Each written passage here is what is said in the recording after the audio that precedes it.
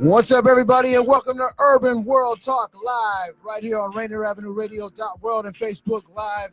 We got a full house with us tonight. We're everybody set up here on Facebook Live, so just bear with us while we're getting the video set up. And we want to get to our introductions. Go ahead, pick up the microphone right there. Please. First of all, I'm your host, Teri Youngman, and I join once again, as always, my boy Anthony Adams. Yes, welcome back. Happy Thursday. All right, it's an honor and privilege. Honor and privilege to have you guys with us. Yeah, that's right. We got a whole crew with us right here from the Uhuru movement. These are the speakers from the Africans Must Lead speaking tour. First joined by Miss Akilé, right? Did I say that right? Yeah. All right. Kalambayi. Okay. All right. And Mr. Jesse. The most unique of all those names that you heard right there. So unique. No, but yeah, they're all here on tour, and they're going to be stopping by to tell us all about the Africans Must Lead speaking tour that's going on right now. So I want to thank everybody for joining us, and everybody, thank you for joining us. And if you guys are joining us on Facebook Live, we encourage you guys to share, like, and comment on this video so we can get more people involved in the conversation as we go along. And everybody else on Rainier Avenue Radio, just sit back and enjoy what we got, because we got some fun stuff going on. We're going to hear all about the Africans Must Lead speaking tour. We're going to dig into it, dive into it, hear about these dynamic speakers that are on the show. And then later on, we're going to play a little game. We're going to see where their head's at. We're going to test them when we get into our tinfoil hat theories. That's right. We're going to be talking about the biggest, most secretive conspiracy theories that's going on, that's been around in the world. And we're going to talk about it and see what these guys think about those conspiracy theories. But first, I want to hear a little bit about you guys. We got a big group with us. So we can get right to it. So I'm gonna start right here. I'm gonna work my way down with the rest of you guys. So let's talk about it. Akilé, who are you? Where you're from? And how'd you get involved with this? All right. Well, first of all, thank you so much for having us on. Really appreciate it. And as we stated, my name is Akilé Anai. I was born and raised in St. Petersburg, Florida, just small town, Tampa Bay area. And I'm 22 years old and currently function as the Director of Agitation Propaganda for the African People's Socialist Party, which is, the Uhuru movement is us at large, and a part of the Uhuru movement is a bunch of constituent organizations that, solve specific questions of the revolution. And so I function in that capacity, the editor-in-chief of the 50-year Burning Spear newspaper. And I got involved with this, with the party. I was introduced to it through my dad, because my dad was in the movement when he was younger. And so it was just kind of like a family inherited.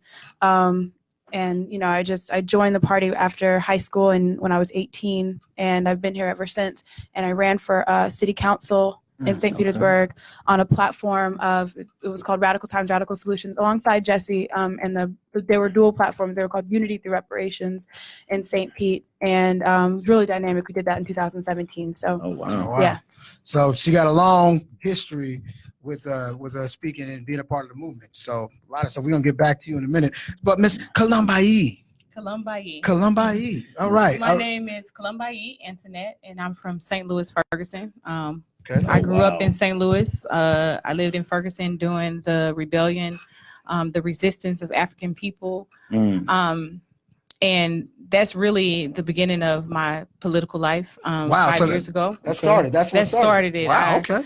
I before then was an evangelist, a licensed evangelist for the Church of God in Christ. And I didn't just organize in church, but I had, Bible study every Tuesday at my house in Ferguson. So I was really connected with the young people in Ferguson. And when Mike Brown was murdered, I fled to the streets. Well, I was forced out my house with, tear gas and all these fumes that's coming in my house. So they came into your house, the stuff from out there? Yeah. So like they shot all kind of stuff, like driving down people's communities, shooting, tear gas and stuff like that. So these fumes, disturbed my young baby that was 2 with asthma, and I called 911 because hey, my daughter's having asthma attack from these fumes, and they were like, we under heavy fire, like we can't do anything for you. So I was flushed out in the street, and I met Chairman Amali Yeshatella doing this. I had went out so many times and came home so grieved because I didn't see anyone to be able to help sum up and explain what was happening in the community. Right. The news wasn't telling the story. And, you know, I really wanted to be a part of something that can actually deal with the issue. And I got so much more. I joined the Uhuru movement. At the time I joined EPDM, and I worked on a great project called the Black Grand Jury. And it really, I mean, at that moment when I did the Black Grand Jury, I understood that we didn't have power for people, and that was the struggle. And then it was nothing else for me to do but to join the African People's Socialist Party. And now I'm the international president of the International People Democratic Uhuru Movement. Okay. And we're an international organization. And I like to explain EPDM is just like I explained to you, like I was new to political life, but something was wrong with my community, and I wanted to be a part of something that was going to change the conditions. Well, EPDM is the organization for you. Like it meets you right at your political door and deepen your understanding of the contradiction and win you to be one of the best sons and daughters of Africa. Wow. So that's awesome, man. And that's huge that something as, you know, profound that happened in Ferguson that had an impact on the entire world. It's only could have a major impact on you personally, since you were right there on the forefront of all that madness that went down, and that's big. I want to get back to that, but Jesse, so what brought you to the Uhuru movement?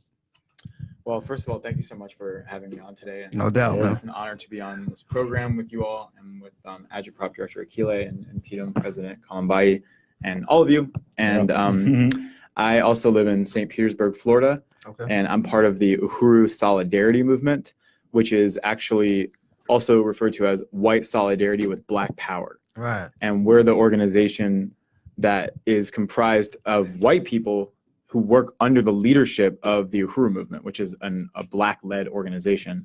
And we work under the leadership of the African People's Socialist Party. We're actually the organization of the party whose job is to go back into the white community and organize other white people like ourselves to stand in solidarity with Black power. Okay. And to recognize above anything else that we owe reparations to African people. Wow. White, you know, the U.S. government owes reparations. Wall Street owes reparations. Europe, you know, the United Kingdom, all of these entities owe reparations, but also every white person owes reparations because we've benefited from the enslavement and oppression and genocide against African people, and the genocide against the native people of this land and the theft of their land for the last 600 years. And that's our way into the human family, is to take a stand under the leadership of oppressed peoples themselves, under the leadership of the African working class, in fighting for Black power. That's to the interest of all that humanity. is crazy. You know what's crazy? I want to know what that conversation is like with your family in Petersburg, Florida, being a white guy. Is that's a I mean, is that now that's a radical stance for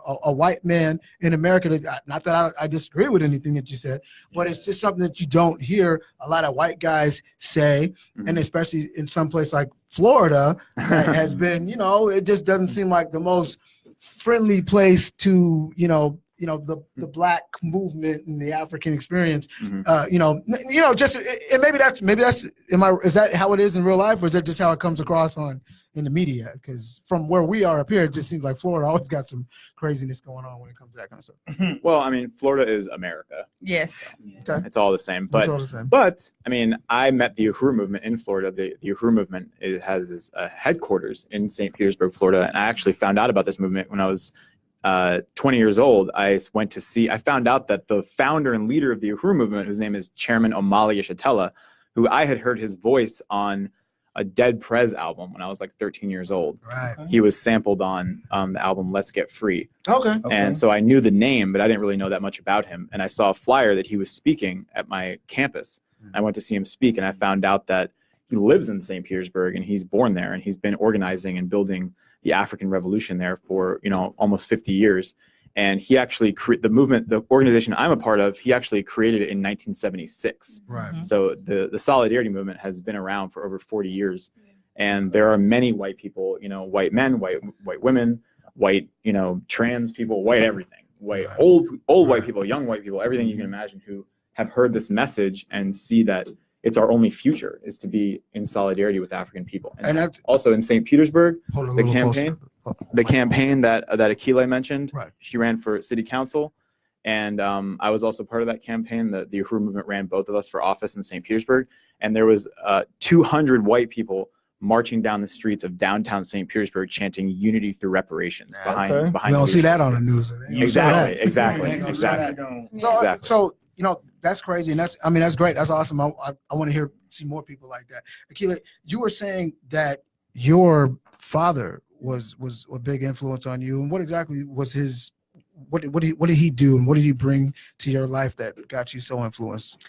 Well, he was born and raised around the Uhuru movement because he was also from St. Petersburg, Florida, and Chairman Amali Shatella was actually born in St. Pete, and has been affecting the terrain of that city for the past 50 years, and so my dad, just in terms of what he contributed, I mean, he showed me the Uhuru movement. He brought me to Chairman Amali Shatella, and I heard this person speak, and was able to sum up my conditions, and even at a young age, I was able to to be able to see things around me and be able to have a different understanding of what was going on based on the teachings that my dad got from the chairman.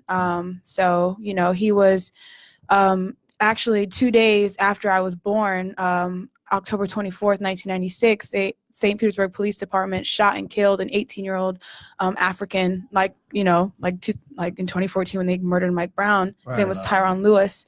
And the city rose up in flames, and the African community, just led this huge resistance against a police force of 300 police officers from different neighboring counties and everything. The city used every ounce of tear gas they had, and they tried to assassinate the leaders of the Uhuru movement. And my dad was a part of that rebellion. He left the hospital because I was in the hospital still. And he left the hospital. He came out and, was organizing and helping in the community to put out fires that the city kept trying to start to try to burn down the Uhuru house. And, those Africans, it looked like Ferguson in 1996 in St. Pete, shot down a police helicopter, and the police were, they said, pull the troops back, we're under heavy fire.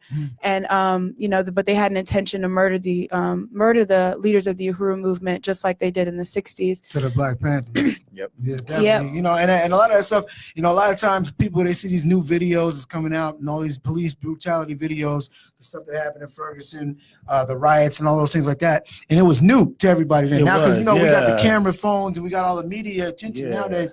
But, with people like us of our colors that know in these areas, these things ain't new. This stuff has been going on, like you said, when you were born, that's 20 years ago or more. And, these things aren't new. And these are things that are now that we got the attention, now the media is out there, it's so important for movements like this to get the exposure so people can really get that real and hear about it, and let's change some stuff around.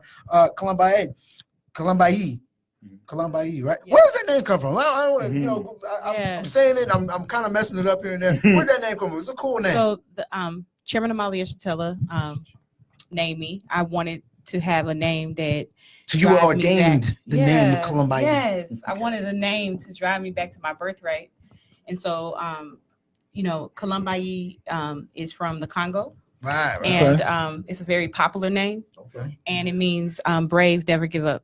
All right, definitely. Yeah. So. You chose that one? You chose it, or did he chose it? Did he give you like a now you can choose from this? No, actually, it's a process. I said I want a name, and what happens is the community says what they want from you. Like that's where African is part of our culture, that we didn't just give names like Becky and Julie. Okay. We had names, where the baby didn't even have a name for like 7 days.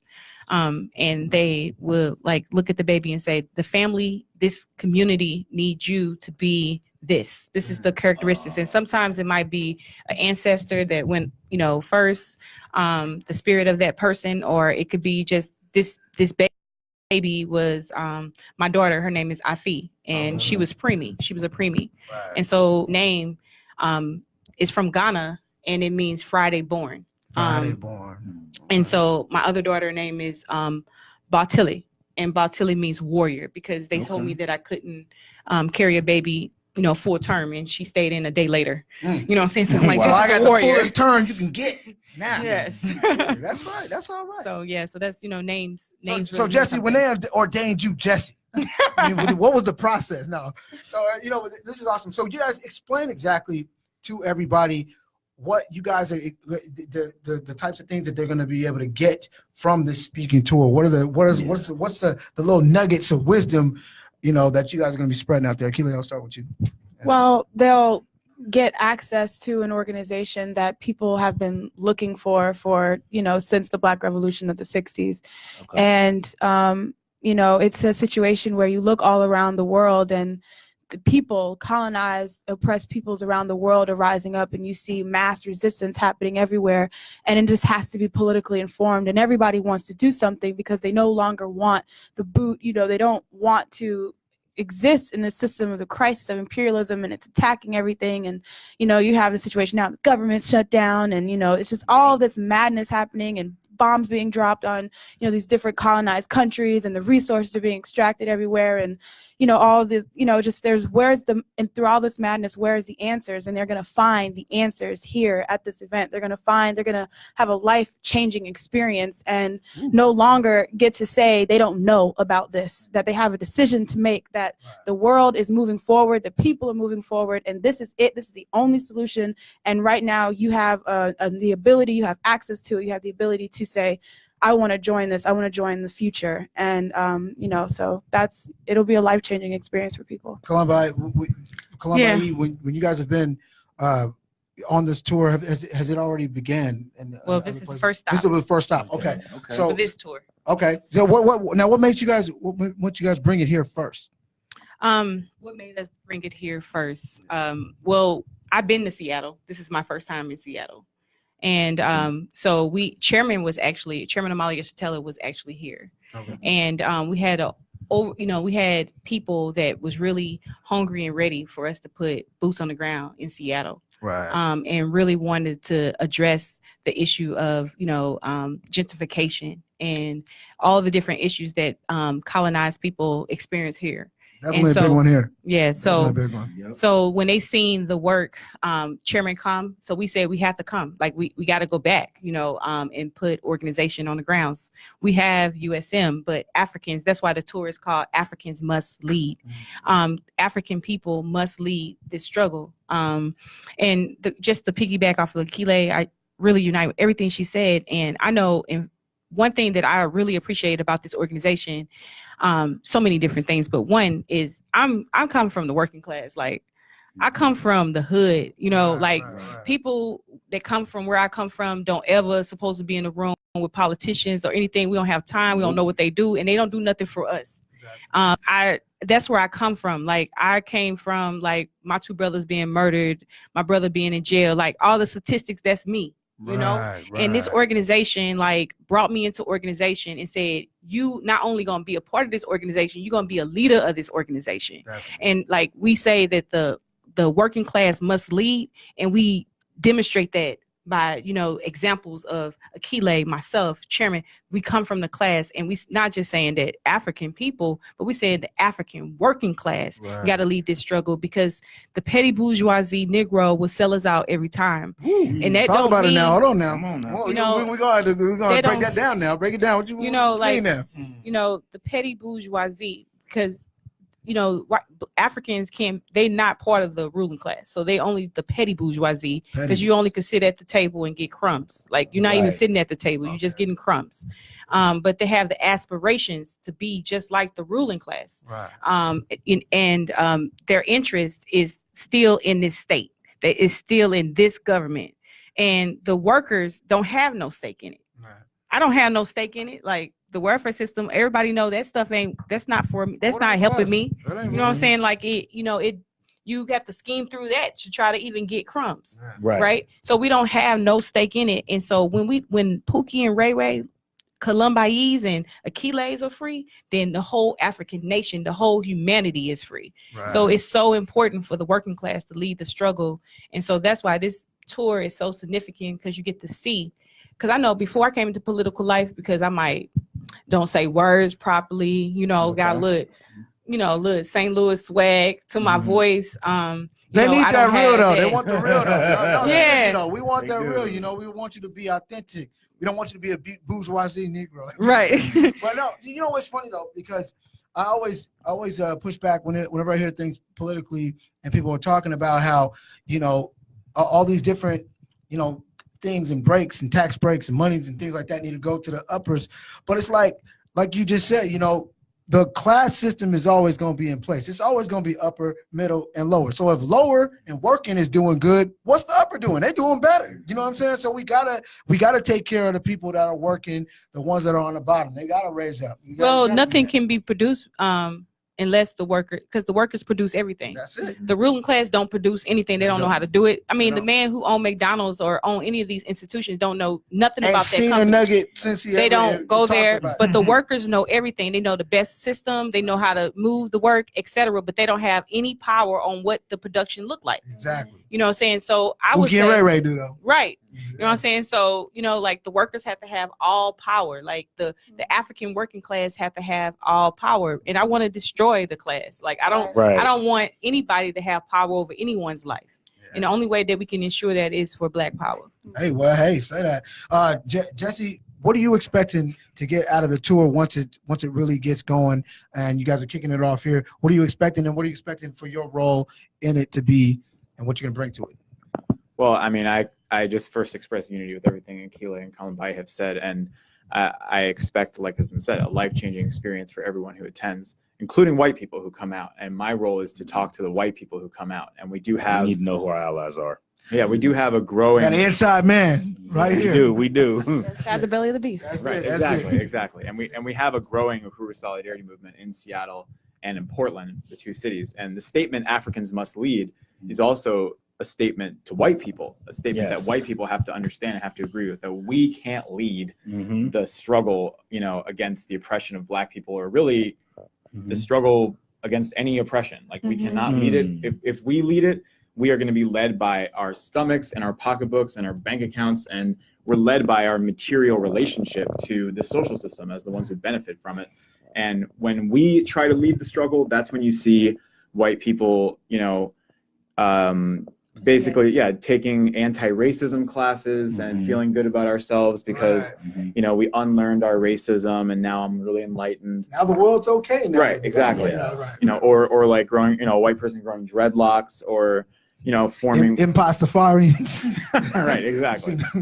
So all of that, that's where you go without the leadership of the African working class. And thank you. Sorry. See, and that's why you have to be. That's why you have to be. We have to be under the leadership of the African working class, and what the leadership of the African working class is saying to us white people is not to try to come in and organize Africans or go organize Mexicans or go organize white people, go take responsibility for our people and what we have done. See, that right there is what I like to hear. And Anthony, I'm gonna get to you. Well, I thought about something that Malcolm once said. He said, and I quote, "Whites can help us, but they can't join us. There can be no Black-white unity until there is some Black unity." Did I quote him right?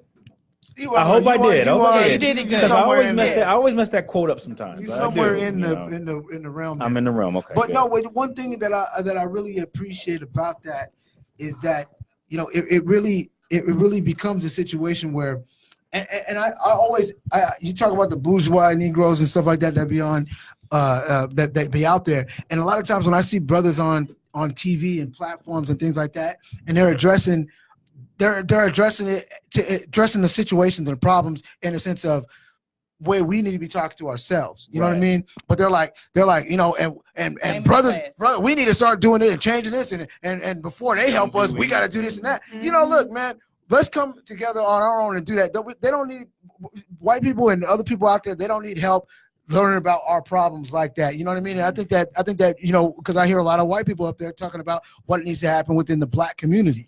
That happens all the time. I'm always seeing it. And it's like you just said, you guys don't need to help like that. What you need to help is fix you guys' stuff over here, let them do what they do, and let's do it. And then that's how we come together. That's the best way. So I really appreciate that. Yeah. And I wanted to say that, this is a stance that didn't exist before Chairman Malia Shatella, and that when you look at the situation of the Black Revolution of the 60s, you had, they call it the white left, and that, they will take over and, just take the struggle to a whole different place. Even the struggle with where, African women are, just fighting to be a free people, fighting as a whole nation to be free, fighting against colonialism, white women will take that struggle and say your struggle is with the patriarchy, your struggle is with the man.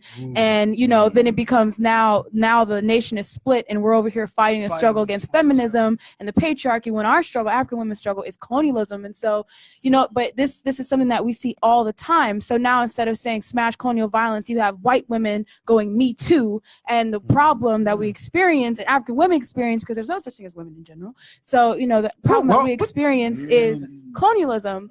But this thing with the white left, and then also the isolation of the Black Power movement, because the Black Power movement was isolated. And there's this idea that because like there's the Black nationalist sentiment that you got white people in your organization and and all this kind of stuff, but the Black Revolution was isolated, and it was part of the assault, the counterinsurgency. That's what made it so effective. And what Chairman Mayatela did was solve this fundamental problem of the revolution, where he said white people are people. They're not aliens, they're not devils, because you can't solve that problem. You can't have a lab of geneticists to figure out white people. You can't have an exorcist come in and exorcise the demons of white people. You can't have that. White people are people. They have material interests, and that they can be moved, by the material interests of African people to be free, because their interests actually lie in the overthrow of colonialism. It's just a stance that's never been taken before until Chairman Mayatela presented it to the world. That is dope. Everything you said. I want to get into that there's no women kind of thing, though. That was interesting that you said. But we got a lot more to come. You guys on Facebook Live, we're getting ready to go on a break for three minutes. Stay with us. We got a lot more. We got some conspiracy theories that we want to talk to these guys about. Shout out to my Uncle Daryl watching from Colorado. Shout out to Nana Jan Grant watching all the way from Philly. Thank you for tuning in. Akbar, Craig Jackson, Michelle Magner. Chime Magner. in. Let us know who you guys love. Hey, we're back in 3 minutes. Yes, don't go nowhere on Facebook. This is Paul Pearson, host of Star Time. And when I'm not shouting "Badia" at city council meetings, I'm listening to Rainieravenueradio.world.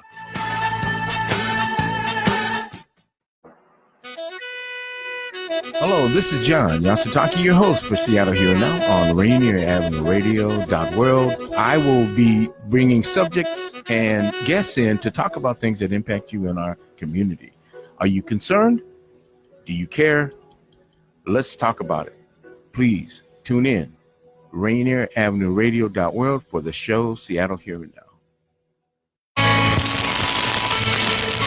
Kind of nonsense conversation we're having here. The Neon Ghost Show. The Neon Ghost Show. Right here on Rainieravenueradio.world. Right about now. Rainieravenueradio.world. I'm so tired. I have to pee. This is Mondo Bancaro for Mondo's World. We will be discussing some interesting subjects. Sometimes I might even have some guests. So please listen to my show on Rainier Avenue Radio. You're listening to Rainieravenueradio.world. I'm Granville Emerson, along with my partner, Ronald Pepe Dean. And we host the show Little Line Sports right here on Rainieravenueradio.world, where we talk about football, basketball, local sports, national sports, Seahawks, UW, Seattle U Redhawks, Garfield Bulldogs, all that and more right here on Little Line Sports on Rainieravenueradio.world.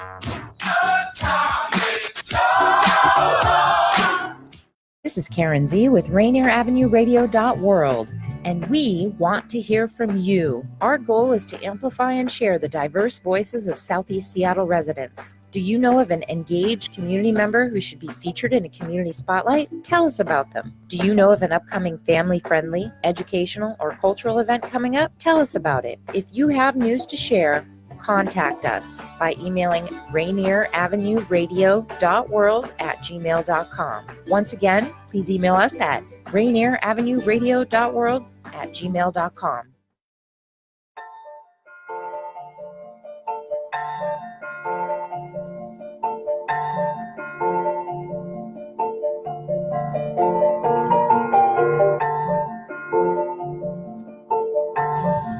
All right, everybody, we are back on Urban World Talk Live right here at Rainieravenueradio.world and on Facebook Live. Thank you guys for staying with us on Facebook Live. If you guys are here with us, you guys let us know you're here. Shout us out in the comments. Continue to like and share the video. You got BJ watching from Federal Way.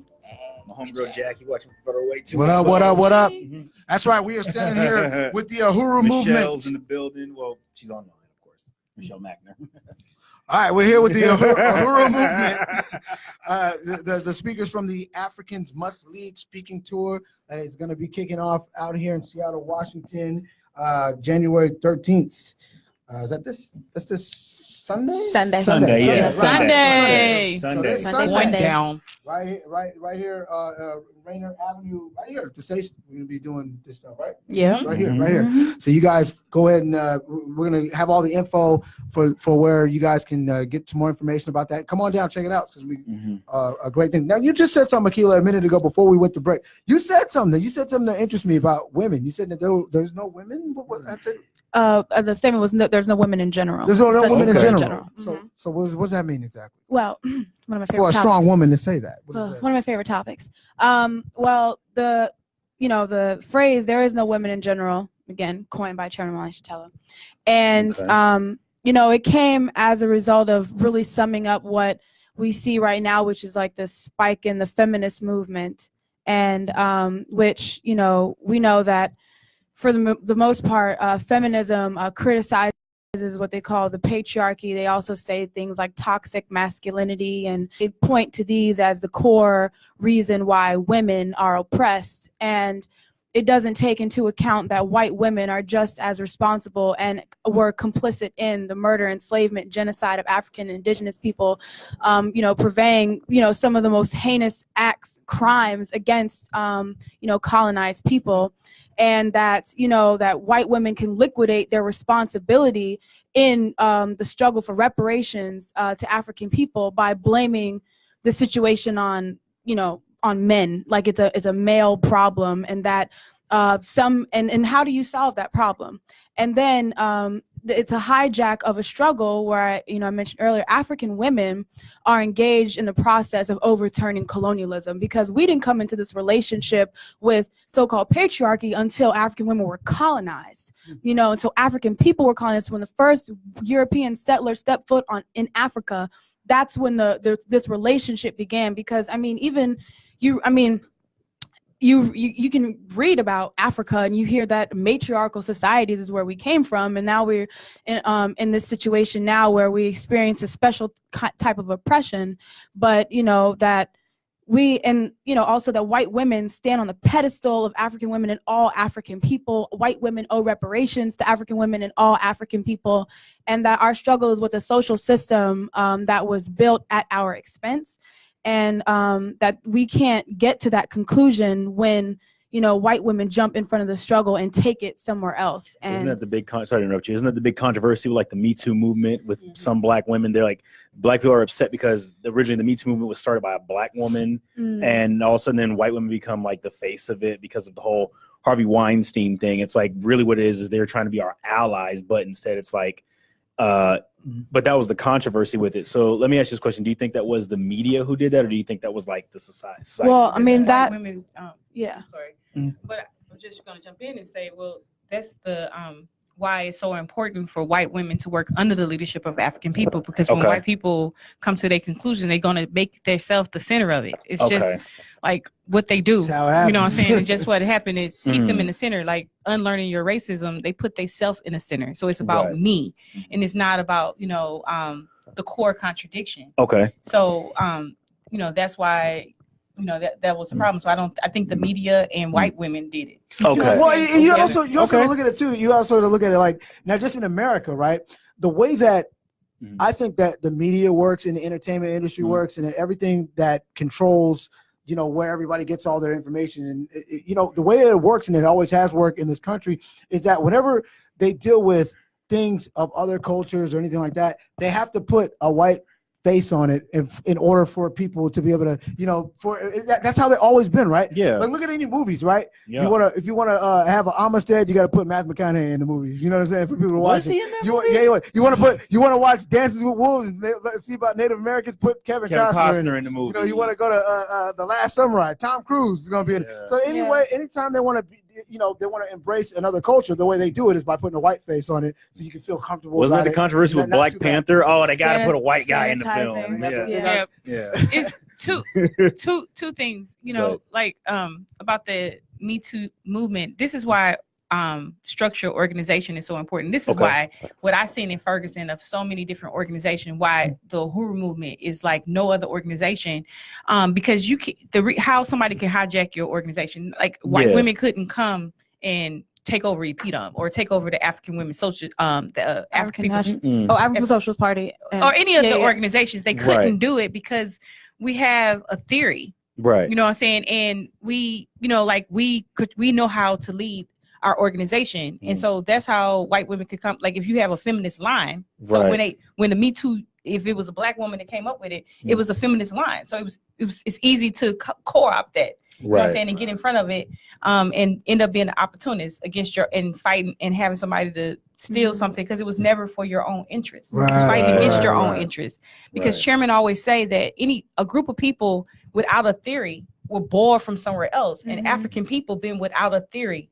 They killed Malcolm, like they murdered him. They murdered King. They murdered the Panthers. They threw them in jail, and they swore that we would never have an organization again to rise up.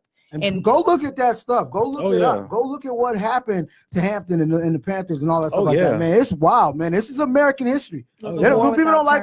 They don't like us talking about this history. They don't like us talking about slavery. They don't like us talking about that. They don't ever want you to forget about the Holocaust. They don't ever want you to forget about Hiroshima, any of these other things that happened. But the stuff that happened on American soil, right here. You start talking about Native Americans, we gave them casinos. We talk about blacks, y'all need to get over that. It was 400 years ago. Get over it. You know what I'm saying? I think real quick, I want to say something. I'm going to read a comment real quick. Go ahead, read the comments too. Michael Eric Dyson said something about a year ago on the Breakfast Club. He said one of the greatest forms of white supremacy is to convince black people not to study their own history. Yeah, it is. And I was like, wow, I never thought about that. And I was like, when I think about it, I learned when I was in school, I learned Europe and everything, and like how we became a colony. But like, I never learned. I knew slavery. I knew Martin Luther King. That they gave you, not the real king. Not the king. The one they gave. They didn't talk about King who had an affair and everything. They gave us the. Well, not even the affair. They didn't talk about the king that they killed. And they killed King because he said, "I feel like I'm leading my people into a burning building." That's what they don't. They don't want. They don't want to talk about that. You know what I'm saying? They give you a clean street. Yes, they want to teach you like this is how you fight if you resist your butt. The only other black person I learned about, like when I went to like public school, was George Washington Carver, and that was it. I mean. I learned about Tuskegee Airmen from when I went to Zion, but that you had to do the work though. You had to do the work. Yeah, you had to do the work. But the one thing is, I was at a conference and or chairman, I don't know, and they said, to understand that the war didn't begin when you went to school. Right. The war began when you was in your mother's womb. Like right now, everything that comes from my womb is a slave.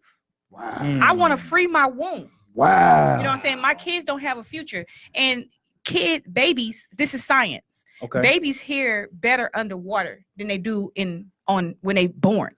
So my child experienced everything that I was experiencing as a colonized African woman. And that's something.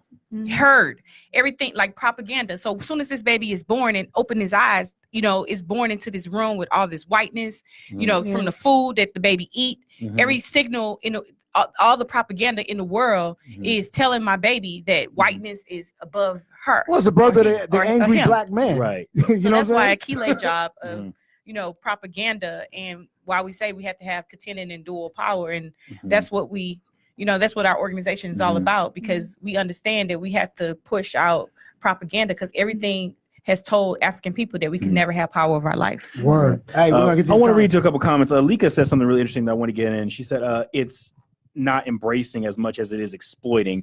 Obviously, going back to our conversation about the Me Too movement. And then Nana says, the way our structure is set up prevents anyone from splitting us up.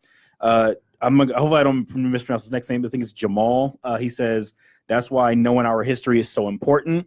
Alika also said making patriarchy is the reason for oppression implies that African men are the oppressor and not the oppressed as well. Yes. Lydia says that's definitely a side of slavery that's never talked about. Mm-hmm. Talking about the woman, I think she was talking about your point you made about the woman side.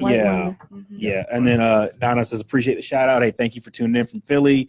And then of course, let's see here. Oh, and then Jamal also says everything was taught to us in reverse. Yeah, some deep stuff. All right, guys.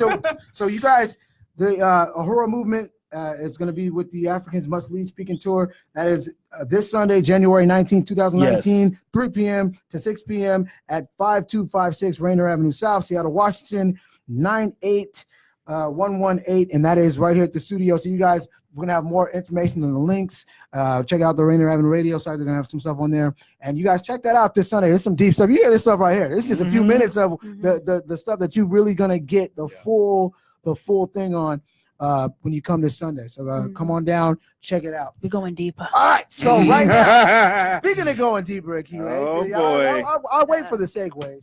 Here comes the fun part. We're gonna go James, set it up over there, James. What we're gonna do right now, we're gonna play a little game with our group right here. Now I got some conspiracy theories, about 10 of them. 10 conspiracy theories that has shook the world. You know, shook the world, and people to talk about. And I want to know where ourselves and our guests, and maybe some of you guys at home, land on some of these conspiracy theories with our new segment called the Tinfoil Hat Theories. Oh yeah. Is that the devil laughing, Teri? Look, man, look, it might be. I mean, we is it though? We couldn't. I don't know. That's a conspiracy. Okay. No, it's a computer. No, it's a computer. Okay. Well, she just broke the conspiracy theory. Conspiracy theory. Thanks a lot, Kalambayi. Yes. All right, so we're gonna start with a oldie but a goodie. Okay, this is one that has rocked the country, the world for decades.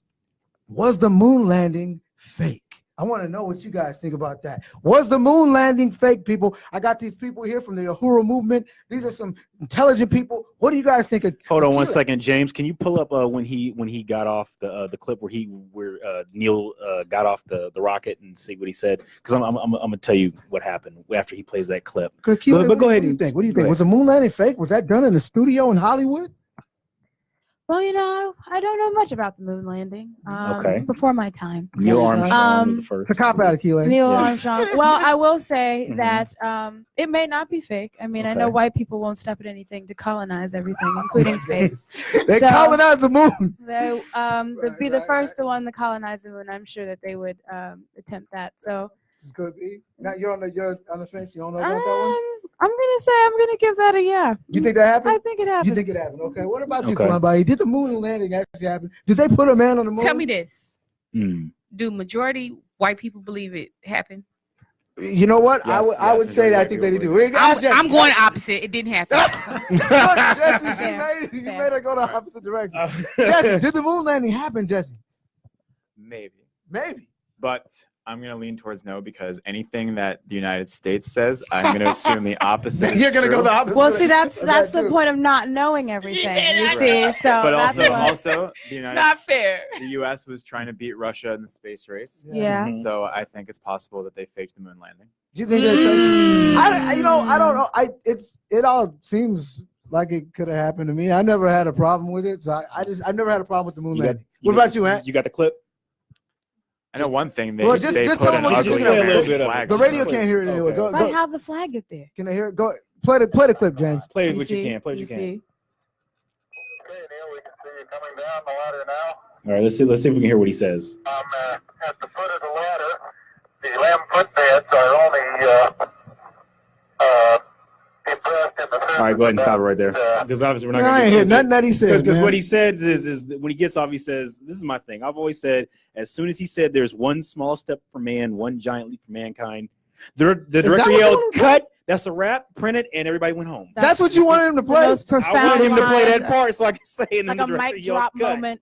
And cut. That was great. Exactly. Exactly. Right there. Print it. That's a wrap. We're going home. So there's a lot of people not believing that one. All right, let's go to this one. Now, this one I took out. Now, John F. Kennedy, that one's been done. Lee Harvey Oswald was the one who did it. I don't know. I don't know about that one.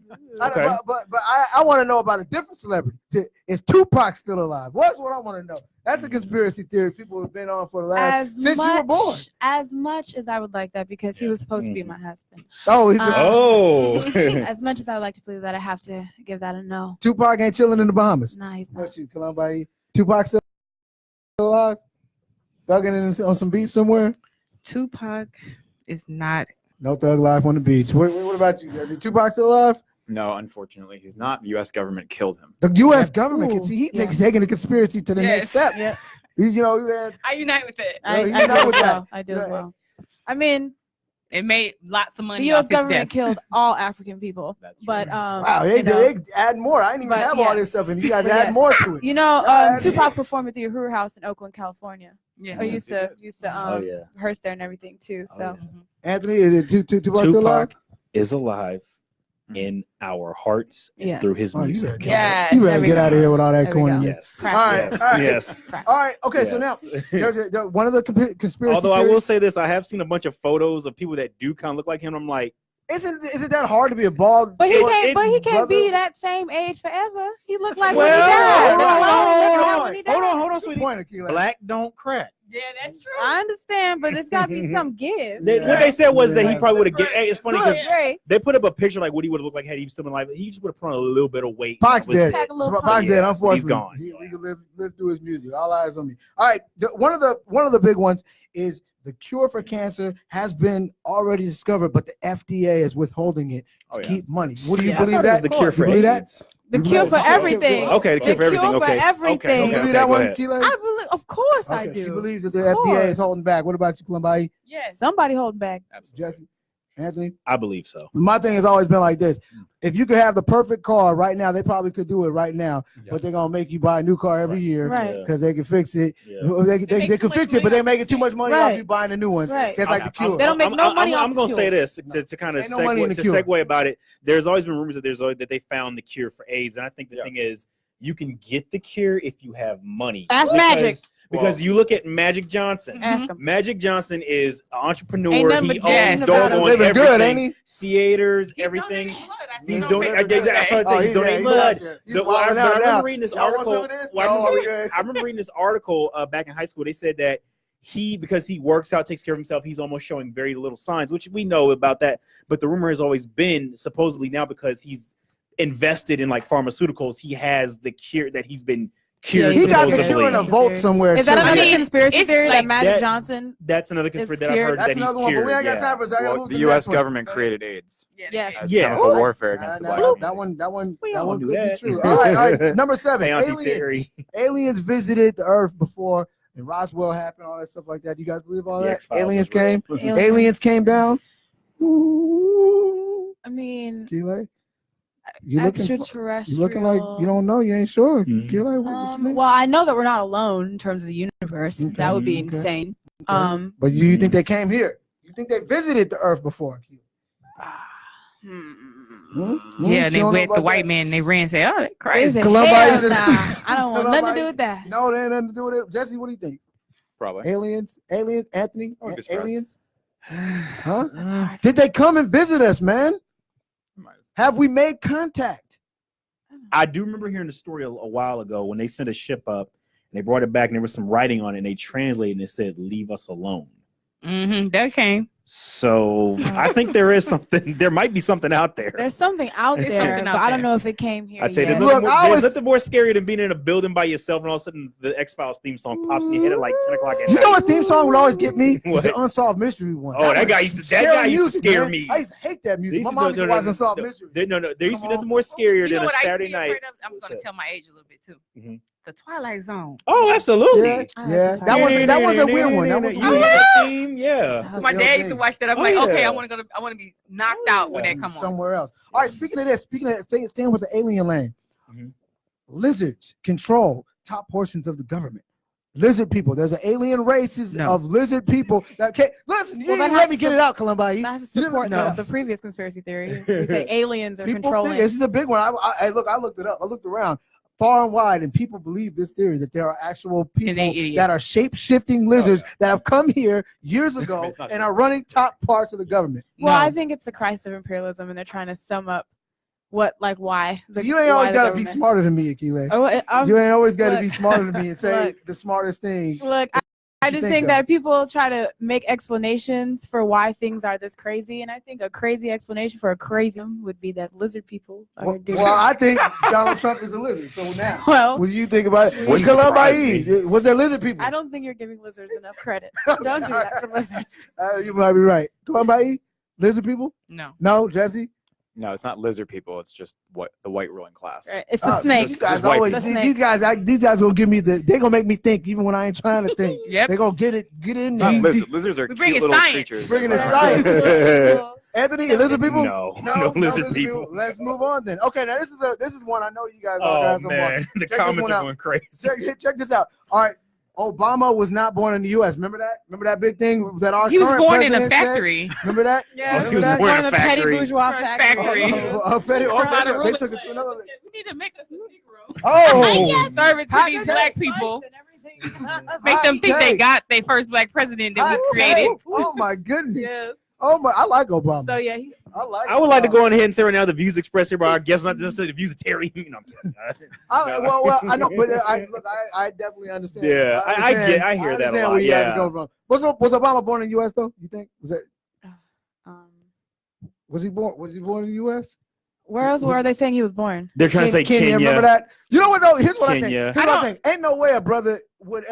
Obama had to be the most cleanest Negro on earth to get in that office. That's what I think. If he had any shred of dirt, he wouldn't have gotten that office. 8 years in the White House and not one speck of scandal. They scoured the earth for some information on him. If he was not from America, he wouldn't have been president. No, I have to disagree with you. Okay. They didn't want dirt on Obama because the system needed a puppet, Mm-hmm. and they needed something to give black people. To make you think you were somewhere else, because the crisis of imperialism is fading away.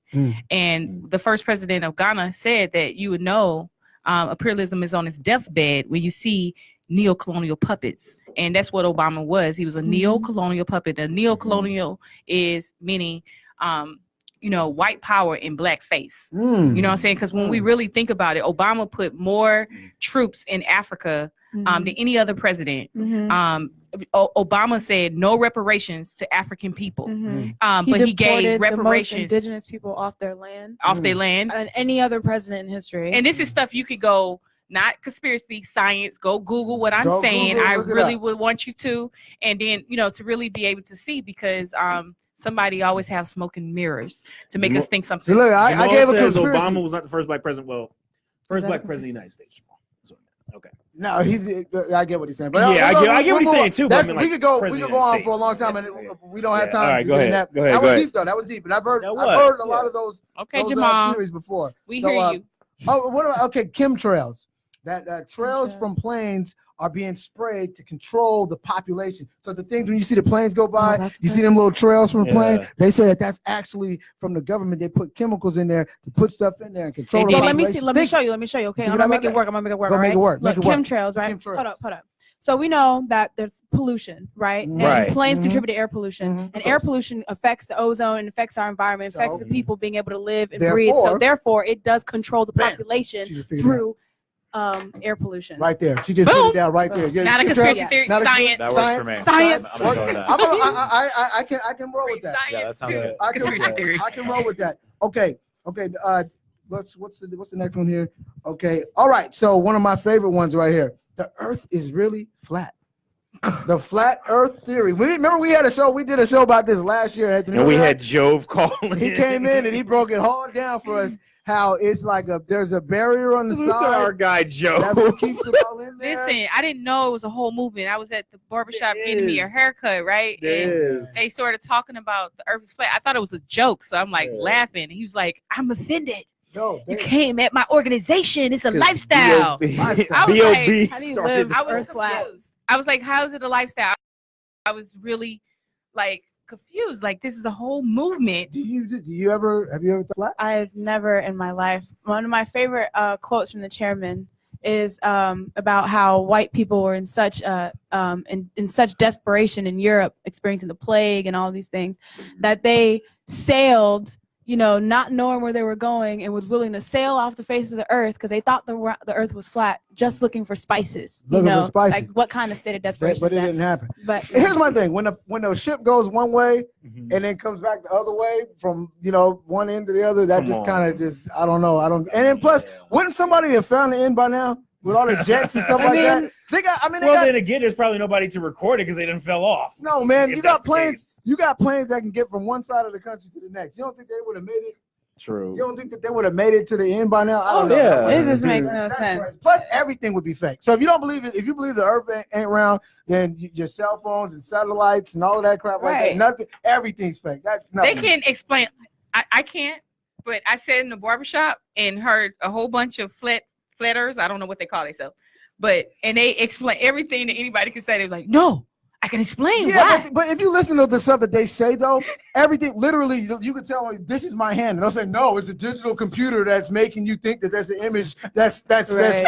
no. It's more conspiracy theories. None of their theories really hold up. You really listen to them. They got None of it's science. You literally have to make up everything. They don't have any Yeah. answers for anything. You real. have to lie about Like so how do we get? Well, that could be done in the lab. A computer. The bottom line is, I got way more proof that the Earth is round than you do that it's flat. When you show me a picture of the flat Earth, then we can start the discussion. All right, last 9/11 was an inside job. Yes. Inside job. Now, I know it's a sensitive topic. It's been what, 15 years or something like that now, right? Yeah. So it's been longer than that. It's been a little bit longer than that. 16, 17. I have 18. Is it 18 years? Oh, my 18. My daughter. Yeah. Okay. So yeah. So You do not have an 18-year-old. my daughter is going to be 18 this February. Black don't crack. So But Tupac yeah, could be but he alive could be then. alive He then. could be. Yeah. So 9/11, was that an inside job? I have a thingy. Be quick about it, too. Okay. All right. So is it an inside job? Oh, quick. Oh, real shoot. quick. Okay. So U.S. imperialism reigning around the world, killing all these colonized people all around the world. And so a direct response to the kind of terror that the U.S. is waging on other people is, it's an act of resistance. So in that regard, it wasn't an inside job, but it is an inside job because imperialism caused that to happen in the first place. Was it an inside job? Real quick. It definitely was. Definitely was. Look at the explosions in the video. Look at the explosions in the Considering the video. fact that President Bush got an anonymous tip that it was going to happen, but he didn't do anything, I'd say, yeah. Look at the explosions in the video. That's all I said. We might have want to been- thank these guys again, real quick, from the Uhuru movement. They got the Africans Must Lead speaking tour that's going to be going on this Sunday, January 13th, 2019, 3 p.m. to 6 p.m. 5256 Rainier Avenue Radio Station, Rainier Avenue South, Seattle, Washington. Register at AfricansMustLeadTour.eventbrite.com. I want to thank all of our guests: Akilé, Kalambayi, Jesse, Anthony Adams, Teri Youngman. I'll be back next week. Urban World Talk Live, Facebook Live. Peace out. For real.